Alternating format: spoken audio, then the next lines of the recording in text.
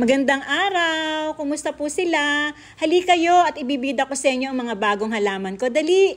Alam mo, order na naman to nung regular client ko, o diba? Pang-5 order niya na to sa akin. Pabalik-balik siya mag-order kasi ang gaganda naman talaga ng mga binibigay ko sa kanya. Sobrang nakakatuwa lang kasi pinagkakatiwalaan tayo ng mga plantita client natin. At syempre, nagpapasalamat din ako sa supplier kong maalaga sa pagbibigay ng maayos na mga halaman.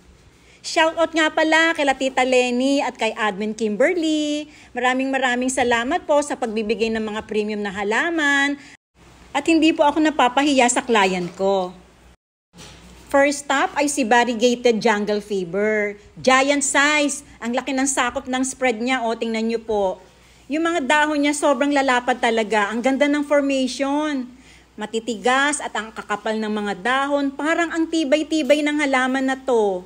May variegation sa mga heavy na older leaves, pero yung young leaf niya ay halos wala pa. Matured form na rin, mother type, at ayan, may mga pabulaklak na rin. Tingnan nyo yung mga bulaklak, para mga pulang kandila lang. Ano kaya ang totoong itsura nito kapag nag-bloom na? Naku, for sure, matutuwa na naman ang aking client dahil bonggang-bongga ang kanyang halaman. Collector kasi si Madam ng mga pambihirang halaman. Kaya tuwing mayroon siyang gustong maidagdag sa kanyang mga koleksyon, ay nagsisend lang siya sa akin ng mga pictures at sasabihan niya lang ako kung big size or small size ang bet niya. Mabuti na lang din si supplier ay nagkakaintindihan kami. Kaya napaka-smooth ng aming transactions. Papalitan ko na lang yung paso nito para presentable.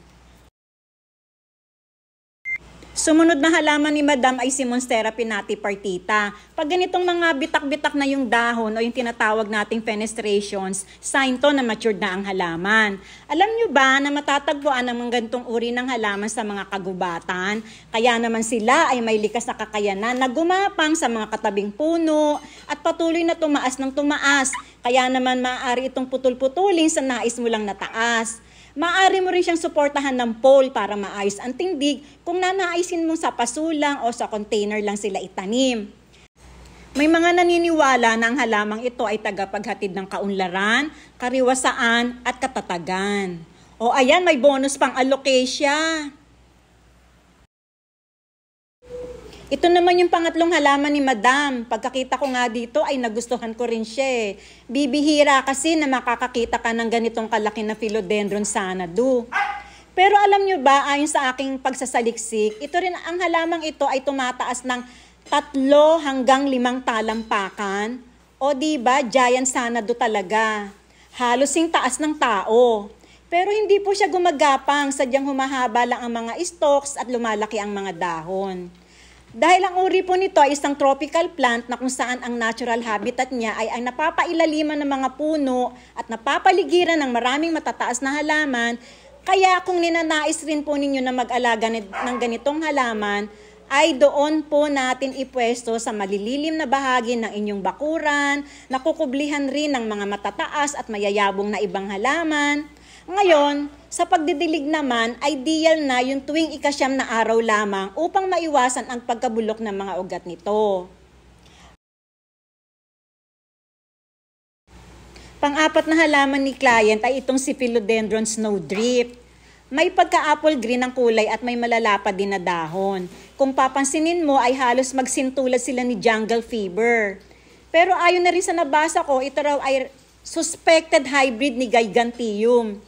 Medyo nga kung familiar po kayo kay Philodendron Giganteum, ang pagkakaiba lang ay mayroon siyang green spot sa mga dahon at ang mga tangkay niya ay medyo may pagkamapula-pula po sa bandang ibabaw.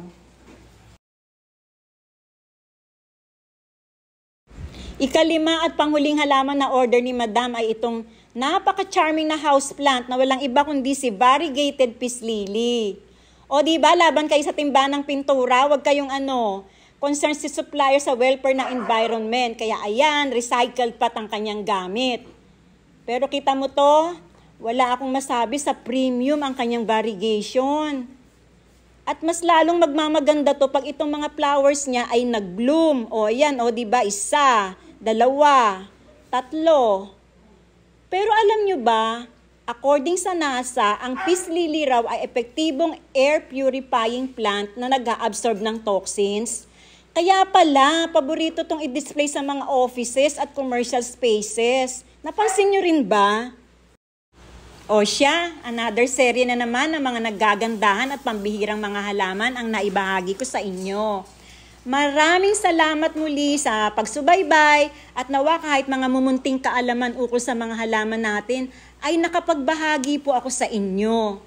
Uy nga pala, pwede nyo po akong i-follow sa aking YouTube channel ha, ang The Late Bloomer PH.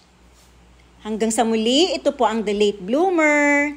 Happy planting!